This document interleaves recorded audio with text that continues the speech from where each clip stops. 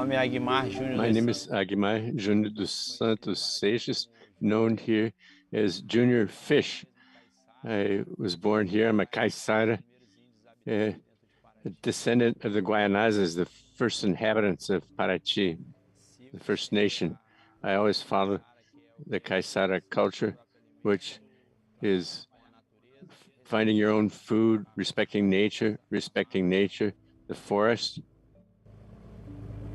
To live in a paradise like Paraty is to be able to, at each moment, to be happy living here. This is where I find my food. The plants for me are everything. Plants depend on caressing your affection. If you have affection, the plant awakens an affection in you. I bring this into my boat. Plants are alive. I'm always renewing and studying a way to bear more fruits.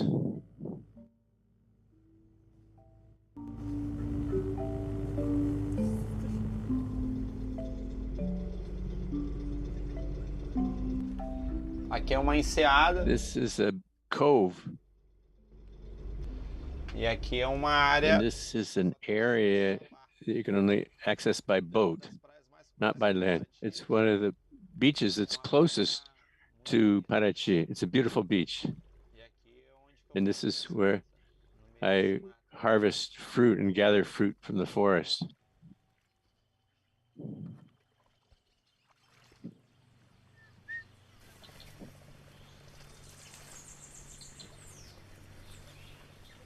Eu tive o privilégio quando era criança. I had the privilege when I was a child to plant, and today I'm reaping the fruits, banana, cacao, and other tropical fruits like jambu. Tem plantas comestíveis, azedinha e outras plantas. Azedinha and other, even wild fruits here. All you need to do is to look at the plants, and the plants will give you what you need.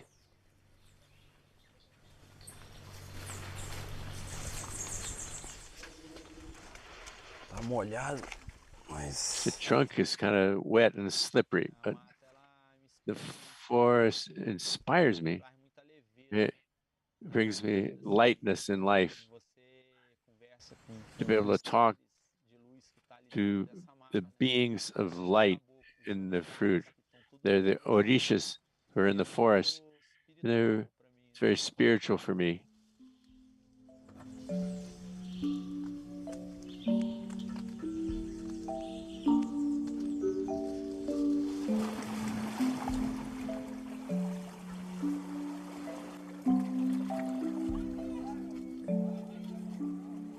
Precisa de cuidado. We need to care. First, care for ourselves. If we care for ourselves, we'll care for nature. I consider myself like a guardian. I always tell my friend, you have to be the guardian of the place where you live, because a lot of people want us to have more. You have to do things with love. We're only here in passing on this wonderful planet. We're just passing through.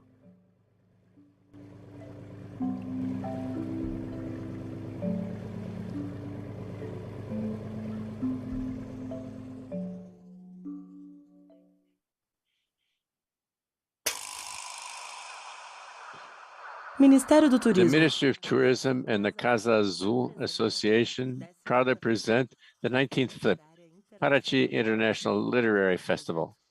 The project benefits from a federal law for cultural incentives and Vade plus culture. With official sponsorship by Itaú Bank, the Vade Cultural Institute, and the event is organized by Casa Azul Association with the Special Secretary of Culture under the Ministry of Tourism and the federal government. Nyeri Gera in Guarani, where the spirits bathe, the name for in Guarani for the Atlantic forest.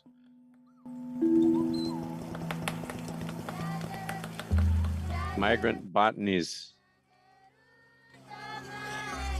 plant politics, vegetalize, transforest, Act 1, listen to the green, in search of the late afternoon, metamorphosis, cartographies to postpone the end of the world.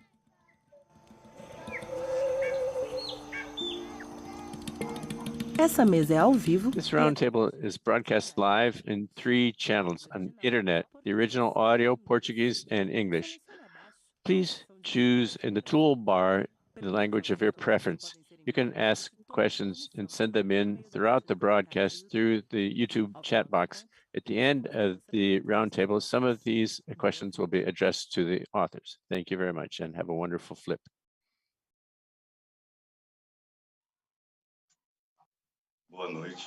Good evening. You're all welcome, one and all, to the final roundtable of the 19th flip. My name is Vagner Amaro. I'm a librarian, a writer, and editor of Malê Publishing House. I want to thank the curators for the invitation, and Hermano Viana, Ana Danches, Evandro Nascimento, João Paulo Barreto, Pedro Meira Monteiro, the curators of this edition of Flip. The name of this roundtable is Cartographies to Postpone the End of the World. We're going to be talking about the authors who are going to help us deal with the Brazilian and global challenges. When we consider challenges, of course, we're also considering the COVID-19 pandemic, the challenges of human action on Earth, the challenges that human relations pose for us. We're talking about life in various dimensions. For this conversation, we've invited 2 of the most important thinkers in Brazil, Ailton Krenak and Muniz Sodré. Ailton Krenak is a writer, script writer, a spokesperson for the indigenous cause, a member of the Krenak Nation. He's dedicated his work to the indigenous movement since a young age. He's a professor and a Dr. Honoris Causa from Juiz de Fora University, participated in several different publications. He's the author of The Life is Not Useful, The Tomorrow is Not for Sale, and Ideas to Postpone the End of the World. Good evening, Ailton Krenak. Muniz Sodré is a journalist, sociologist, writer, a PhD in literature science at the Federal University of Rio de Janeiro. He's the author of more than 20 different fiction and nonfiction books, and I had the honor to edit one of his books called The Law of the Saints. Amongst his titles to cite here, I selected 3, which are strategies, sensitive strategies, affect media and politics, reinventing education, diversity and decolonization and networks, thinking, Nagô Thinking, and the last, which is society, civil society. Good evening, Muniz. Good evening, Vagner. Good evening, Vagner. During our conversation, we're going to show the maps that are a result of the workshops for cartographies of the indigenous people, Maxakali and Guarani peoples of these indigenous nations. Since I had information about the theme of Flip, a song rung in my head every day. I'm quite out of tune, so I'm not going to sing this. I'm tone deaf, so I'm like to read a passage of the lyrics by Jerônimo, a composer from the city of Salvador, Bahia. It's called Save the Leaves, recorded by Maria Bethânia. This is in Nagô. The lyrics are in Nagô. Without leaves, there are no dreams. Without leaves, there are no festival. With no leaves, there's no life. Without leaves, there's nothing. The first part was in Nagô. So we'd like to ask each of our guest writers to make introductory comments, and then we'll move on to a more formal conversation. So beginning with Muniz Sodré, sociologist and journalist. I would like to thank the curators of Flip, especially Hermano Viana, my first contact, the anthropologist, for the invitation and for the honor and pleasure to share the roundtable. And one of the most important intellectuals, Ailton Krenak, an organic intellectuals in Brazil at present. I think that this Flip has something revolutionary because It was proactive, and this is extremely necessary at this moment of discouragement, despair. And it's no coincidence that this year was the Paulo Freire's centennial year. People didn't understand why there's so much success. I think Paulo Freire is essential. He is still proactive in Brazilian life. The various different writers are proactive. The other day I saw in a live Ailton Krenak several days ago saying that he was talking about the left bank of the Rio Doce, which he said in Uatu. In other words, I don't know if I'm pronouncing Uatu, and more precisely, he was in the sludge that became because of the Mariana Dam collapse, the river became sludge. There's no more life in that river. But I would like to join in this reflection now with, I have short time, a narrative of the Nagô community that I belong to, Xangô, which is candomblé, a candomblé of Ile Afoxé, and I'm talking here as an Oban from this terreiro, the worshiping grounds, the temple. The Nagô and Candomblé, it is a tradition that is oriented by three different institutions. One is the cult to the Orishas, which are the principles of the chronology of the universe, the cult to the ancestors, the dead, and the cult to Ifa, which is oracular wisdom. These three principles, and all three are based on what you just said. Without leaves, there's no orishas, and without orishas, there are no leaves either. But Krenak, he was emphatic when he said that day in the sludge of the Rio Doce, but he called on everyone for a civic mobilization. The Nagô Terreiro, or worshiping ground, the worshiping temples tell stories that have to do with the pantheon of the earth. And since the beginning of creation, the story is short. I'm going to tell a short story. Oxalá asked the other Orishas in the pantheon to look for the primordial matter capable of shaping beings that would be living and living on earth. And after a lot of searching, the Orishas found the clay that was moist. In other words, clay, water, and sludge, water and earth, clay. After removing a piece of the clay, because they thought, which was the primordial matter of the world, the Orishas realized that the clay wept. In other words, it wept water, the clay, and they decided to return the clay that they had removed. But another Orisha called Igo, who is the male Orisha, which has no seat in the terreiros, who's dead, and he decided to take a piece of clay, even so. And Oxalá accepted the clay, and he was going to serve as the shape to shape all beings, living beings and human beings, including human beings. But also Oxalá learned of the other Orisha's plan, so he delegated to Igu the obligation to always reconstitute matter for always have whatever's necessary to guarantee existence and life. So Orishi that represents the principle of water and earth. Therefore, clay or mud is called Nandandu. This restitution is justice because it's also the Orisha of justice and death as well, of living beings. In this restitution, that is why Nana is also death. Nana is death. Who says, and we say from the Tehur, Nana Ikure, Nana is death. Nana is death in Nagô, but she's justice. And it said she brings justice. Ibiroto, Ibiri is precious, Shalare, the Orisha of justice. Nana is the principle of clay. She owns the mysteries and wealth. Well, Krenak, you called on us to the struggle, to join the struggle, but the struggle is also rebirth. The struggle is rebirth of the river, this river which has sludge now, but a son of Nana is precisely the principle of rebirth. It is also an Odisha, Oshumare, who is characterized by the rainbow. So it's the multicolor form, the diversity of life, Oshumare, in this continuous cycle of life and earth, but always returning to earth. Another son of Nana, although created by Iemanjá, is Obaluae, which is the Odisha of diseases.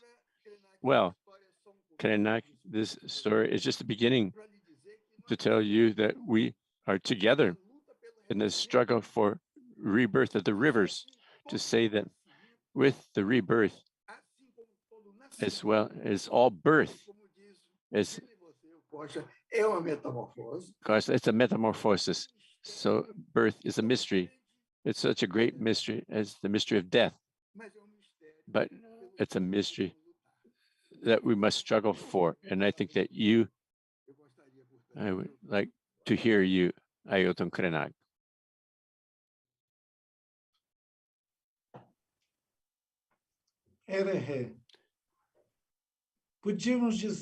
We could say that in the principle, it was the leaf.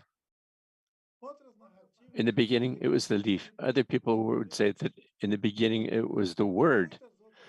Many other narratives have established landscapes, such diverse landscapes for the world, that they're so marvelous, this possibility of so many worlds alternating, so many worlds, many worlds.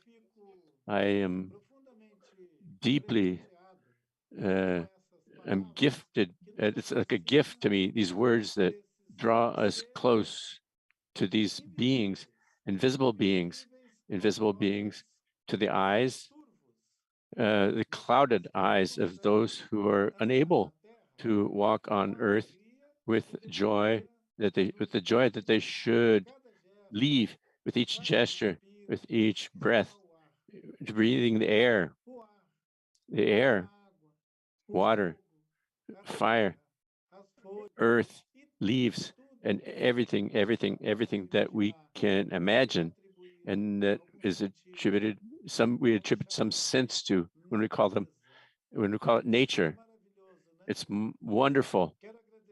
I want to thank people that have provided our encounter, traversed and through the screen, mediated by this film, which is our dear, I got as a present with an observation by him. He said that we have a meeting of the synthetic.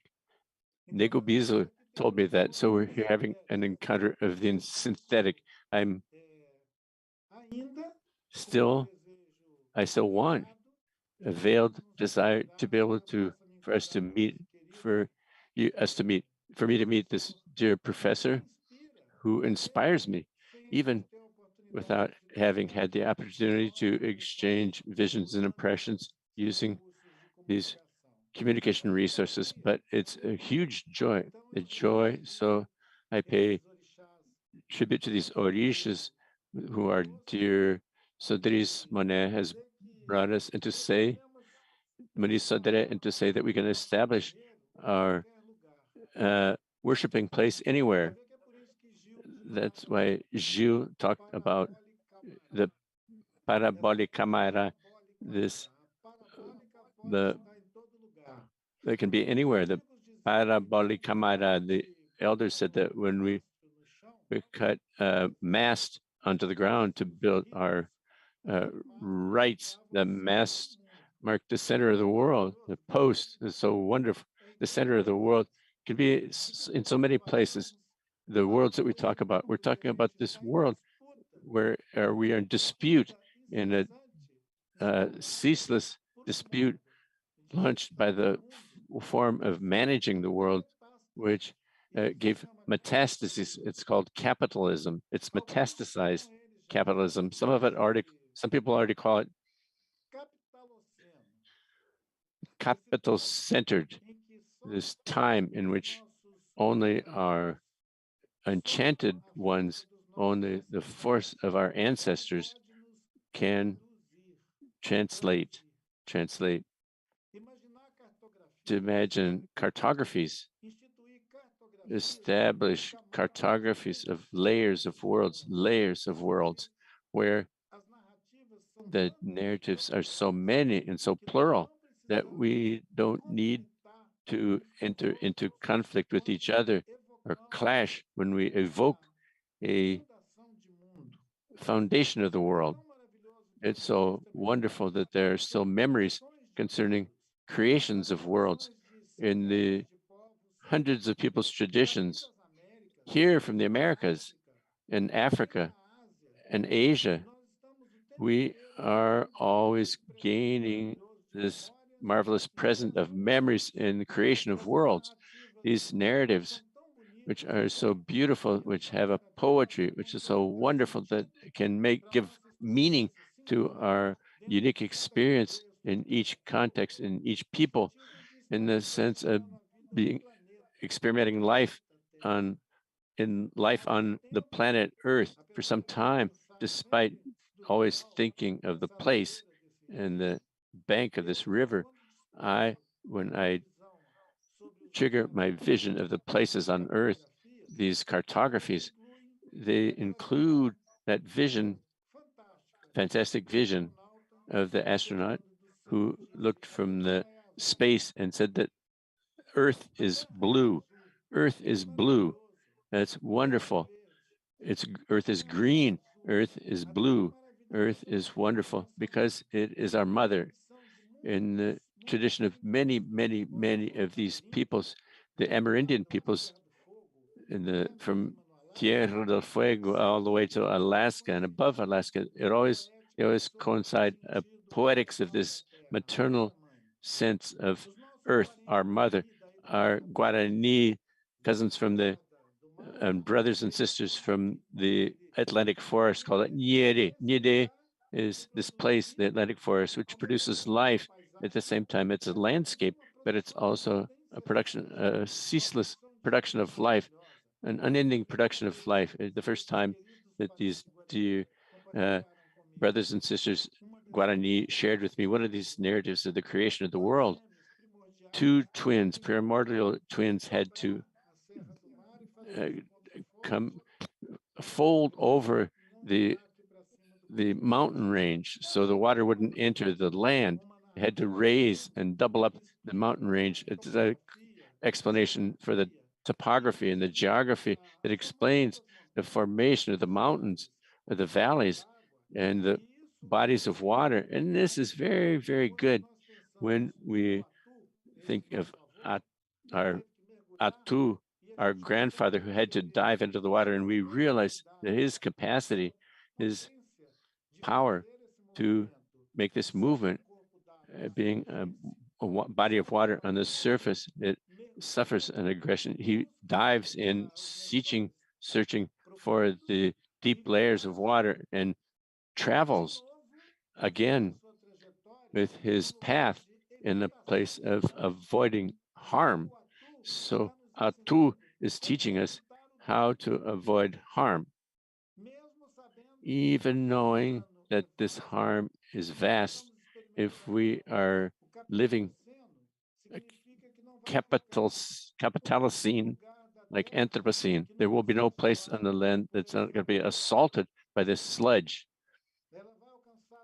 It's going to achieve all corners of the earth in the capitalocene, like that polymer has already reached the fish that our dear Junior Fish was showing on his fishing, his Kaisara fishing in the video. This Junior Fish, that fish has a polymer in its belly, microparticles of plastic in that fish, because the ocean already is completely contaminated. If that fish is in the ocean, it also contains microparticles of plastic. So we're living in a world where we are being forced to dive deeply into the land and be capable of creating possible worlds. We cannot give in to this narrative of the end of the world, because the narrative of the end of the world is to make us give up on our dreams. And in our dreams, we have the memories of Earth, the memories of our ancestors.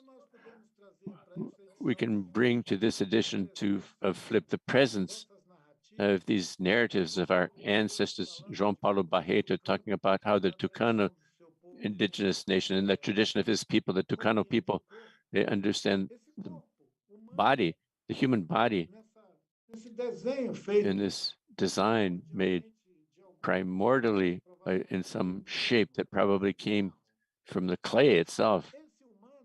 This human created a narrative, exclusive narrative of the world where only humans act.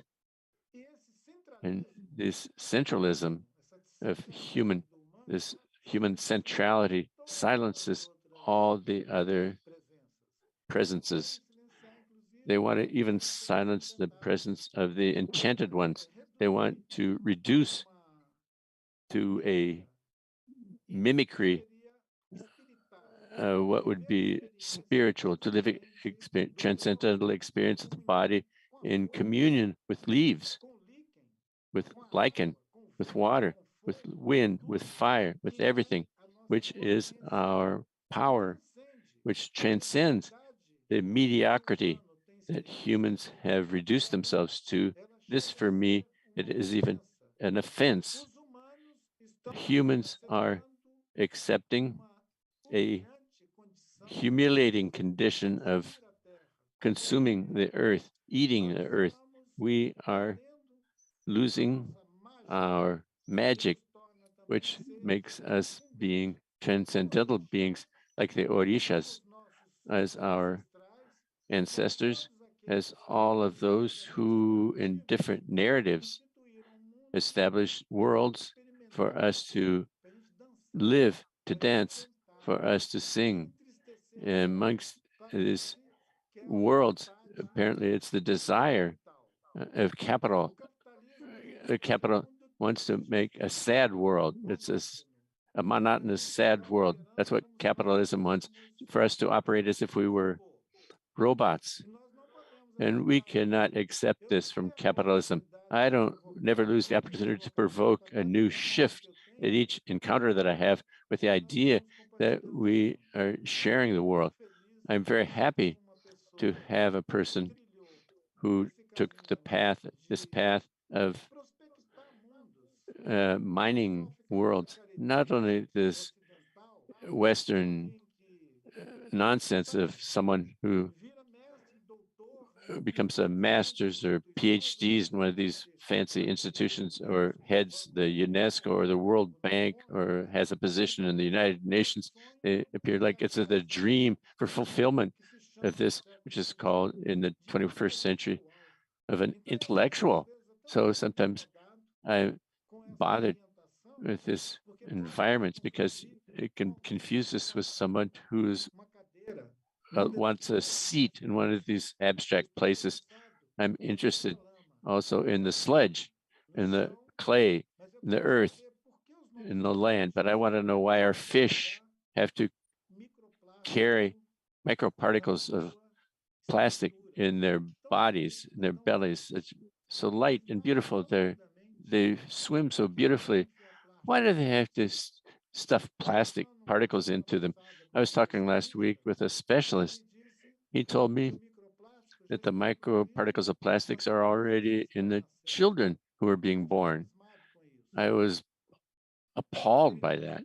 He said, in the 21st century, children are already being born with a new composition.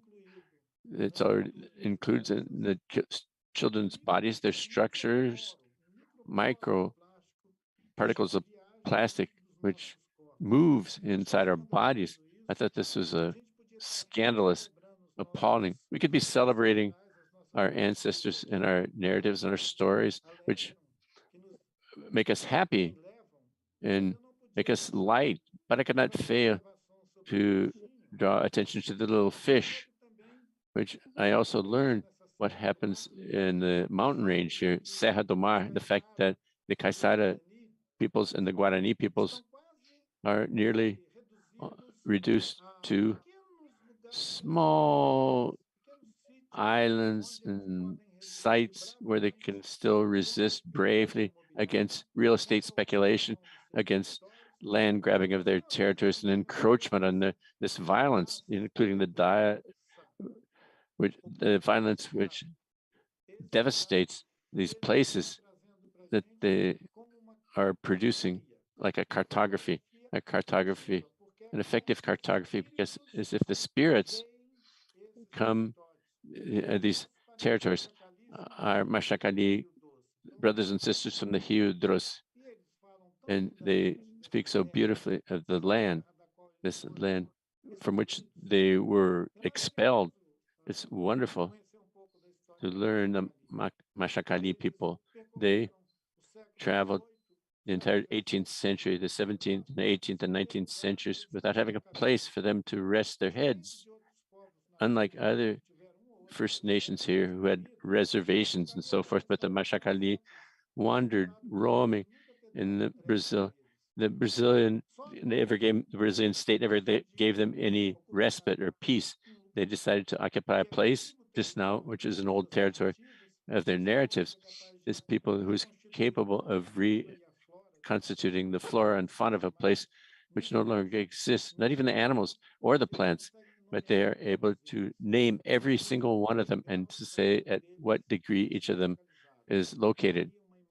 There's a picture right there of probably our Maxakali relatives, could be from the Guarani relatives, where the presence, essential presence of water, the presence of forests and all beings, the Maxakali are there representing all of these gradients where life is emerges and happens.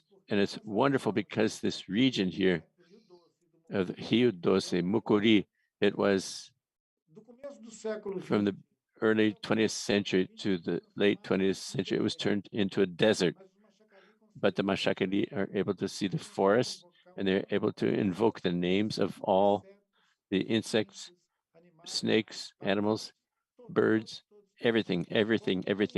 Any scholar, researcher would be marvel at the inventory that they make, not referring to the body of each of these beings, but the inventory and their memory, the way that the Maxakali people are capable of re-establishing and recreating this presence of bodies that have been extinct in a landscape assaulted by beef cattle and pastures with a ranch mentality. But the Maxakali people can see and glimpse a territory full of spirits.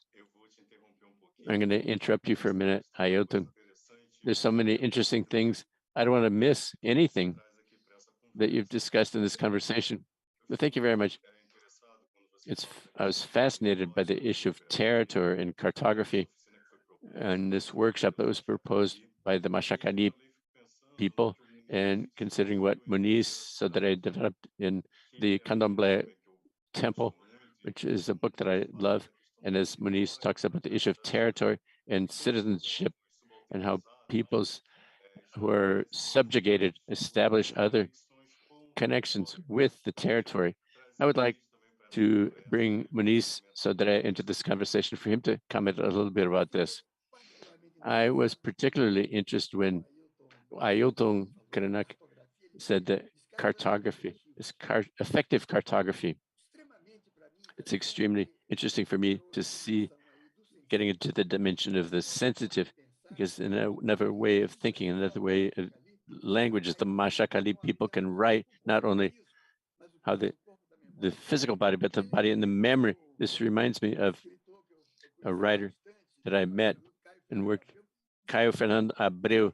He said that it's possible to not say, it's impossible to not feel. It's possible to not say, but it's impossible to not feel. Where do these effective cartographies of the imaginary, where they realize our way of thinking, this thing that I feel participant in, and I think that Ailton Krenak also feels a participant in, is what Darcy Ribeiro, the anthropologist, calls peoples that bear witness. Peoples that bear witness. This is such a beautiful expression by the anthropologist Darcy Ribeiro. I met witness people encompassing Brazil, the indigenous peoples, the First Nations, and the people from Africa are the peoples of the Candomblé temples. I see these witness peoples in ways of forms of resilience and resistance vis-a-vis monoculturalism from Europe, civilization conceived in the singular, civilization which considers their way of existing as the only one, as singular and the only one in the world. And since they're the only one, supposedly, they are the epistemicides. They promote assassinations of other forms of knowledge, or epistemicides. So this is no coincidence. As when colonizers came to the Americas, they immediately brought their dominant ethic form, and they destroyed not only physically the other varieties of other peoples and the other peoples and the animals, but they at the same time destroy the forms of knowledge, well, the cartographies, effective cartographies spoken by Krenak, and poetically, I know that he, and I hear him, I'm speaking as with a poet and an intellectual, but the effective cartographies are, in my view, instruments of another politics, another policy, a policy of human aggregation, not of spinning around budget funds. That's politics. It's degradation, degraded politics, but constantly in this poetic discourse and these effective cartographies, I see politics where Hannah Arendt knew, and she said this: politics is aggregating people, bringing people together. This politics is emerging now in the effective cartographies written by people like Krenak, but I could cite others, various others as well. It's a sensitive, which is there at stake and at play. Go ahead, Muniz. It occurred to me, an image came to mind that our dear Sueli Honik presented to me, which was the observation that she had done of how a spider weaves the web and links their contact with any surface at the world. And she says that the movement that the spider does with the sensitive contact with everything, that allows the spider to have the intelligence to protect herself and to act on the world in a way that the spider has autonomy to exercise the weaving of the web. This effective cartography has to do with the possibility of us touching this harsh, impersonal world, this world of epistemicide, in such a way that it would be like imitating the spider's movement, this sensibility of weaving webs in a body, even a body which is already indifferent, even in a necrosed body, which is this thing of commodities and merchandise and capitalism, and which is also becoming what we call the world of work. Our cities, they need to experiment this spider's movement, this touch in the body, this harsh body of the city. Touch it with the forest. I've always observed cities as this calling for walls, and I believe that the calling for walls, it loses the spider's movement, but it also asks for the spider's movement and the leaves and the roots. It calls for them. It's like in some cities, the city government is irritated with trees that crack the sidewalks. And I would like to call on all the leaves and invoke the leaves, branches, and roots to crack through the sidewalks in the city. Please do that. Crack them and break them all to pieces.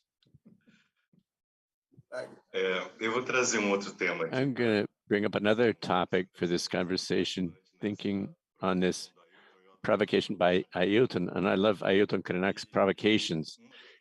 One of his provocations, he says that we are worse than the virus, thinking of COVID-19 and SARS-CoV-2.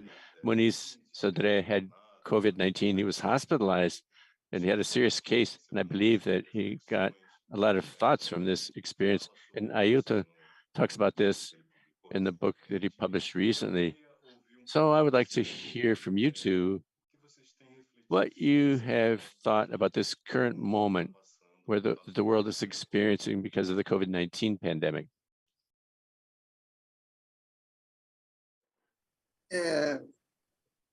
Wagner. Yes, Wagner, I think that COVID-19 brought up this. I believe that the first great lesson is that the Earth has it resists its domestication.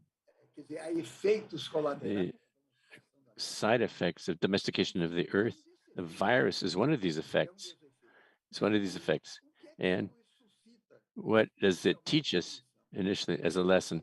That it's necessary to learn from nature, to learn, therefore, beyond cities. That's essential. The cities are important, of course, but it's necessary to break some of its aspects and learn from it to see that there's an intelligence, a greater intelligence. The forest is another form of intelligence. The forest is another form of intelligence. This is both for Maxakalis, for the Krenak, and for indigenous peoples, but for Blacks as well. It's also in the Black tradition in Brazil. It's necessary, therefore, to learn based on leaves, based on trees. And when we begin to learn from leaves and trees, we can see that this knowledge is not unique, it's not regional. As philosophers, abstract philosophers, and overlook the regional, but apparently that's from some region or place. No, all of this, what Ailton Krenak has shared with us, when you see, for example, the issue of the body, what about the Melanesians conceive the body? In Melanesia, the parts of bodies are parts of trees. They come from the trees, the sap, the arms, and the trees. But this is not a metaphor, because for the Melanesians, there's no separation, ontological separation between trees and the human body. The body is also a tree. And when a child is born, when they cut the umbilical cord, it's tied with the plant. It's buried under the plant. So when the tree grows, the child's body will be mature. So this is in Melanesia. But I apologize, but in my land, in São Gonçalo, na Bahia, they did the same thing. They buried the umbilical cord under a tree. When I was born, they did that. They buried my umbilical cord under the tree for it to grow. There's knowledge which don't need to necessarily be cosmological or cosmogony, which are in the people, in the inner knowledge and proximity to the forest and to the principles of the forest, which are universal. So what I mean by all of this is that what is universal is not an abstract philosophical category. It is not. It is only abstract when it's separated from the body, because concrete universal, what is concrete universal? When you embrace others and the surroundings and the forest. I think that COVID-19 is teaching us this. COVID-19 is teaching us this. The lessons to be learned, and these lessons come from nature, from the forest.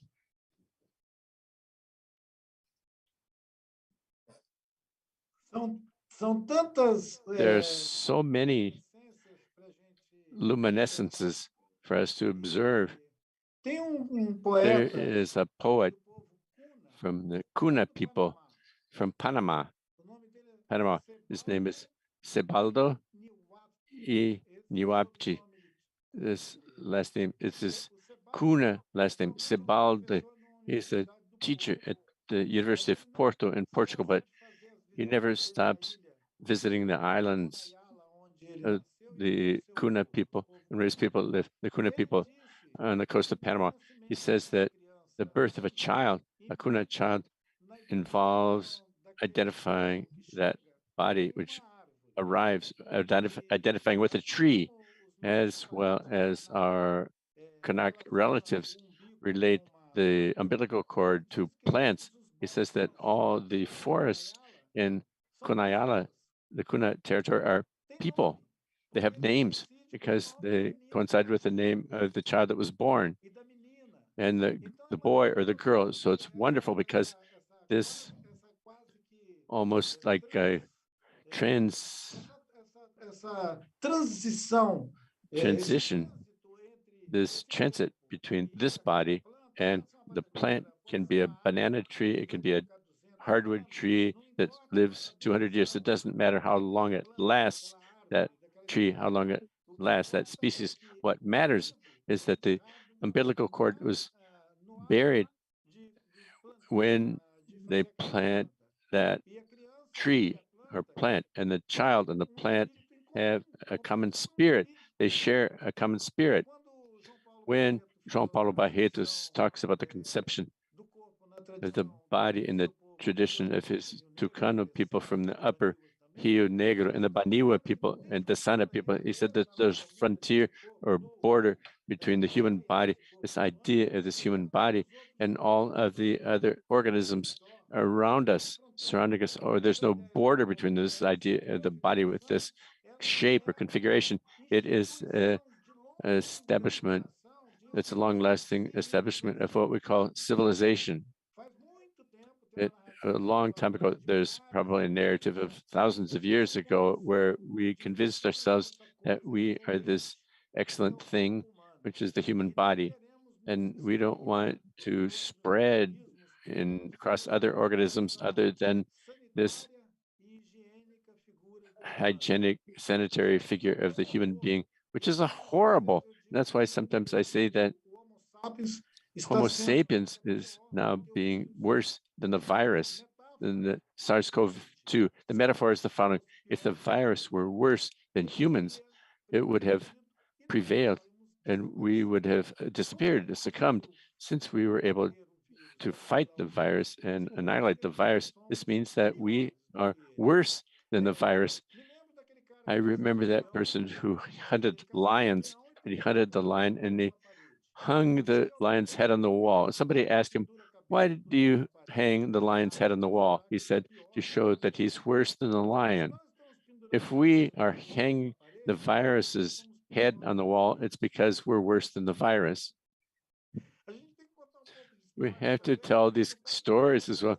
We can't just bring news that's totally esoteric. We have to have people laugh a little bit. So Vagner said that I had mentioned one time that humans are becoming worse than the virus. This experience with the pandemic, COVID, it was devastating, but I've said that it doesn't teach anything. As I've had a lot of opportunities to make comments on COVID-19, they said, okay, Ailton, COVID has it taught us anything? He said, why do you think that the virus should teach us something? Why should the virus teach us something? The pandemic didn't come to teach anything. It came to destroy our lives. If you think that somebody came to kill you, is going to is going to teach you something, run and hide. So if they came to kill you, they're not coming to teach you something. I don't know where this mindset come from. I apologize for people who the whites, but I don't know where this mindset the white mindset came from, that suffering teaches something. If suffering taught something, the people of the diaspora who suffered an unspeakable tragedy, they would all be enjoying the 21st century after passing through the hell that they spent in slavery, and other peoples as well who got raised this idea that suffering teaches. I don't sympathize with that idea. I don't want to suffer anything to learn something. We're drawing close to the end, unfortunately. I had about 50 more questions. We could spend 2 more hours here. I'd like to pick up on what Ailton was saying about whites thinking.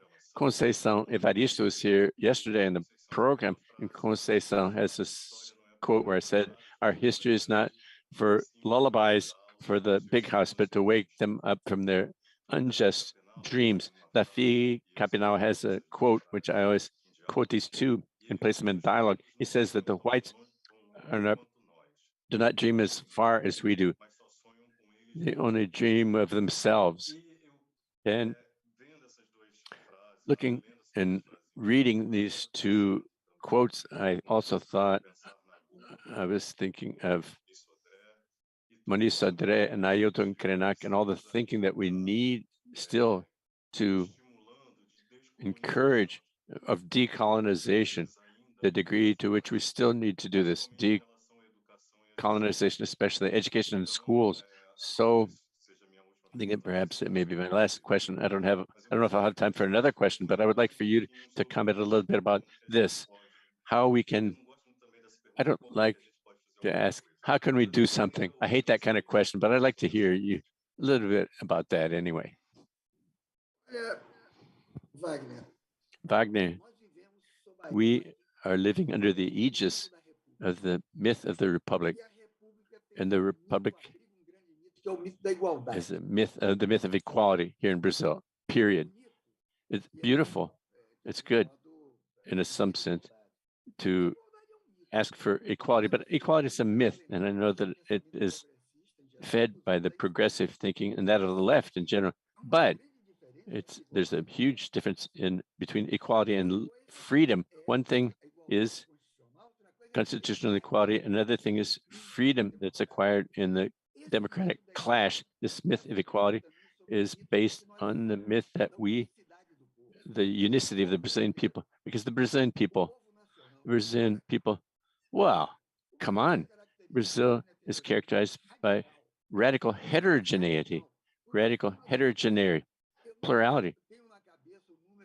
I can't remember the number of indigenous peoples. I think they're 274, something like that.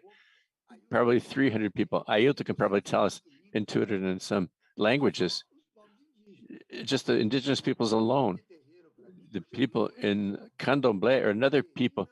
The river-dwelling people are another.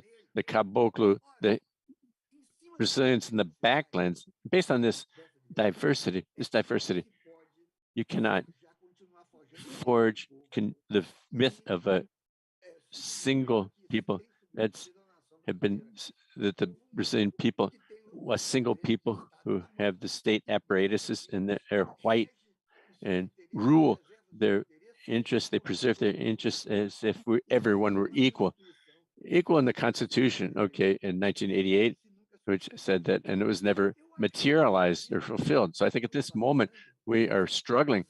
It's exactly for the deconstruction of this formal idea of equality. And it is a deconstruction through freedom, which is agglutination, which are the points of contact with the analogies. And I only saw analogies here between myself and Ailton Krenak, what he's saying.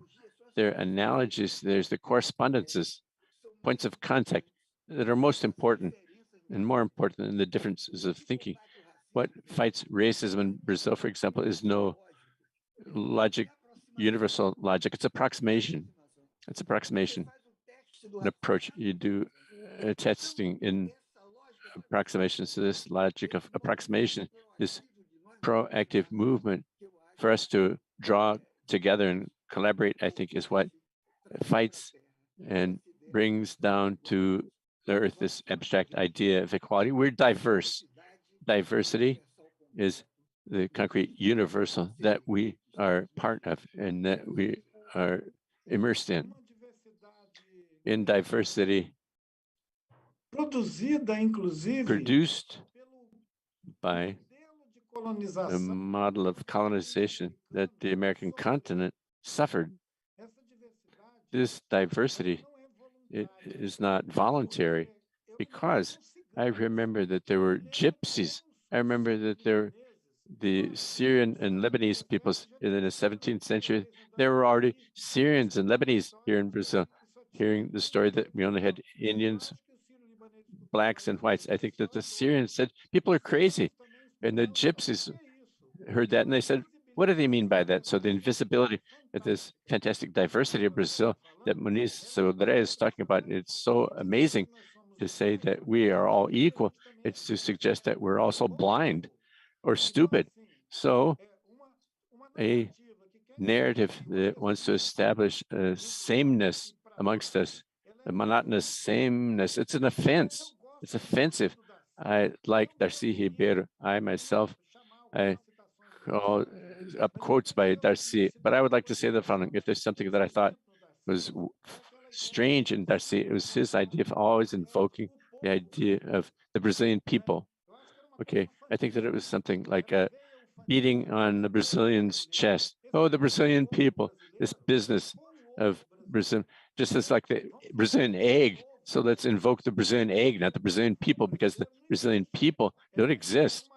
It's an effervescence, this fantastic effervescence that the last thing that you can do is create something monotonous amongst us. And somebody beating the bongos and sing or play their rattle, talking a different language, not the one that these fundamentalist pirates want to do in their cabinet meetings, because at least we like to say things that make sense. We want to have what Negro Bispo talks confluences. We want to have confluences, not this exorbitant euphoria that combines the kooks who are celebrating, in a certain sense, necropolitics on plural life, the plural life of our people in this country. But how great that we've met. Time flew. I hope that Vagner can ask at least 30 more questions. I wish he could. Realmente eu tô com as 30 perguntas aqui, eu só não sei se vai I dar. have the 30 questions here ready to ask. I don't know if we'll have time to talk about them. I'd also like to discuss with you, and I thought it was fascinating, the title, Krenak's book, which is Postponing the End of the World. When I talk about this issue of provocations for reflection, for food for thought. And so I liked what Krenak, he brings this to the table here, this idea of postponing the end of the world as the theme of our conversation this evening. Cartographies to postpone the end of the world. It's an idea of an end that's going to happen. In others, we aren't thinking of an idea of the future. It's now. It's the present. What can we do with now? What needs to be done now to change, to think other possibilities of sociability and relations with the earth? So I think that since we only have 10 minutes, I think it would be great if we could talk about the present, which is the most urgent and strong.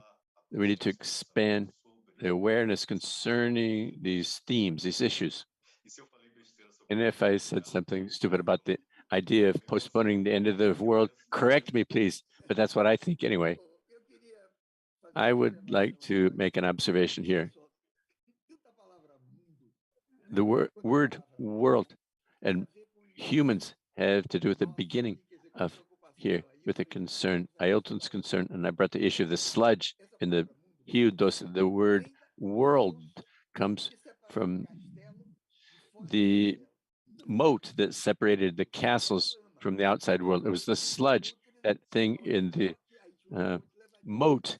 There was a drawbridge over the moat because the world has to do with sludge. So you can fall into the world and you become muddy, but humans also have to do with mud or sludge. Why homo? Where did this word home comes from? Humus in Latin, where humidity comes from.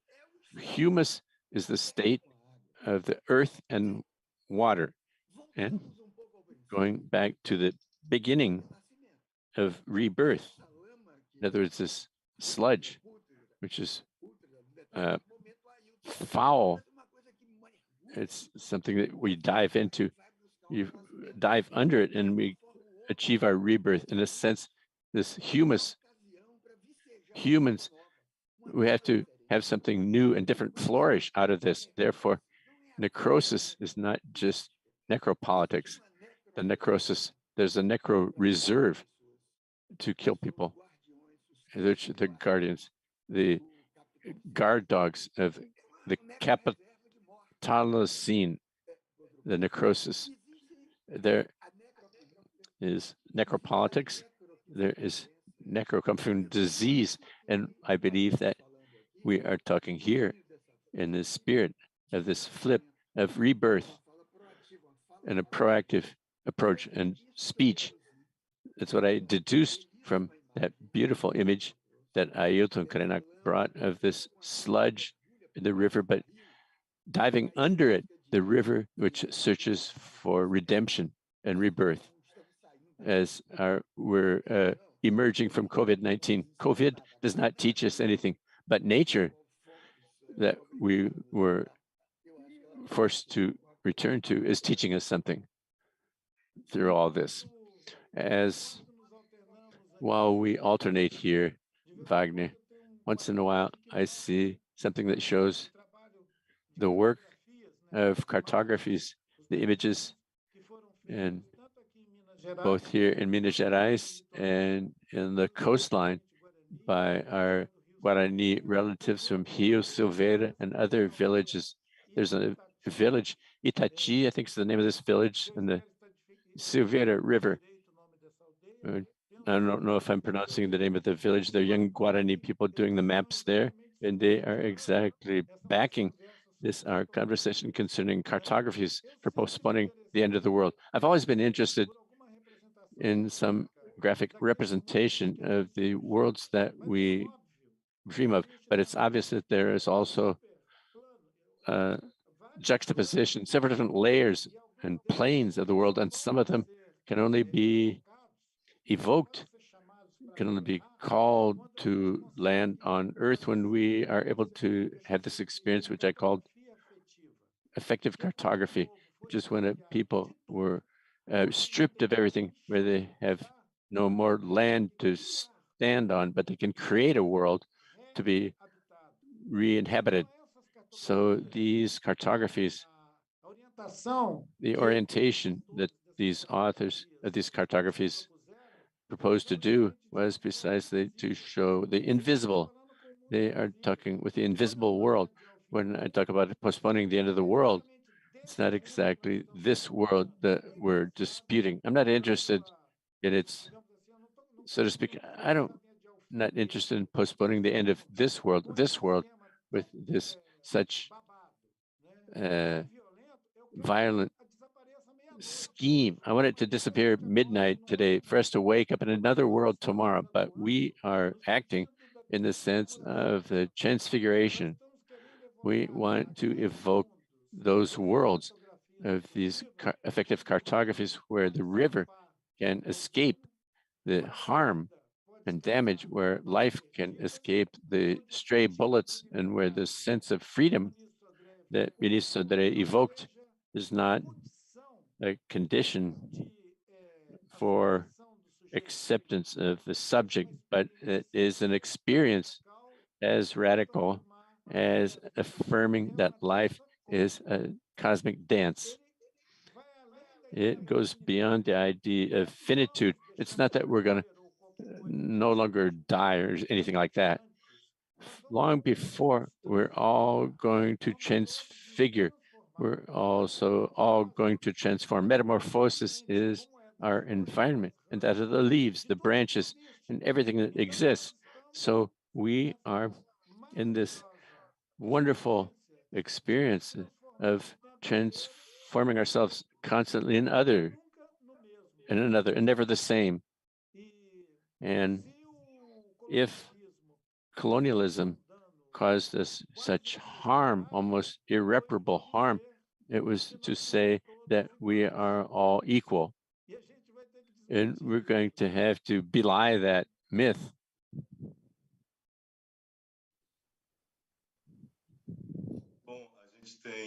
So we have 5 more minutes.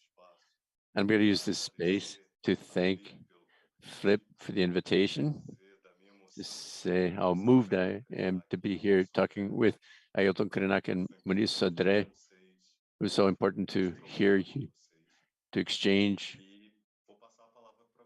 this conversation. I'll turn the floor over to you for brief final remarks. I want to say something today to hear more from Ailton Krenak. I'd love to. This issue of equality that he touched on. There's a proverb, Nagô proverb, from the Candomblé worshiping the temple in Nagô. It's in Nagô. The fingers are not equal. The fingers of the hand are not identical. What does that mean? The fingers are different. It's a Nagô saying. But they're absolutely necessary for each other. Obviously, you can cut a finger off and you can survive, but you have one less finger. The fingers are necessary for each other. What makes the fingers being so different, but they'd be absolutely necessary for each other, is that they're on the hand. In other words, the fingers have this common part of the fingers is the hand. So it's through what's common, the commons, that equality actually occurs. In other words, equality is not a word, only a word. Equality needs to have a program for its fulfillment. This program for fulfillment is political, it's cultural, and it's human. When this program doesn't exist, equality is as just beating around the bush and BS, and we're tired today of all this bullshit of parallel realities. Rolando Lero, talking about parallel financial, that of networks, television, that reality, it's necessary, therefore, to have a program, a common program, the hand with the fingers and the hand as what's common to the fingers. And I agree with the ideas and the actions. I loved also having participated here in this flip today. I think that flip was extremely important this year because of the theme that it adopted and promoted. Ailton, you have 2 minutes. I would just like to confirm here that in a time that, especially here in Brazil, we have lived frustration, huge frustration in the field of culture, was profoundly damaged by this political reality, an administrative reality that Brazil is living in, and poverty here in the political debate. Flip has appeared as an oxygen tube in the field of desperate people. That's why art is still the last recourse for people who never give up. Let's persist. I hope, with no promise, Santa Claus type promise, I hope to meet our dear professor Muniz Sodré personally, face to face, for us to talk, for him to visit me, for me to be able to visit him. Who knows, maybe Vagner. Sometime you can't organize to take to the Rio Doce. Let's go. Let's do that, Muniz Sodré. Visit Rio Doce. I've already accepted the invitation. It's a great invitation. Ailton Krenak is so generous. Thank you, Ailton. Thank you, Muniz, and long live Flip. Long live Flip.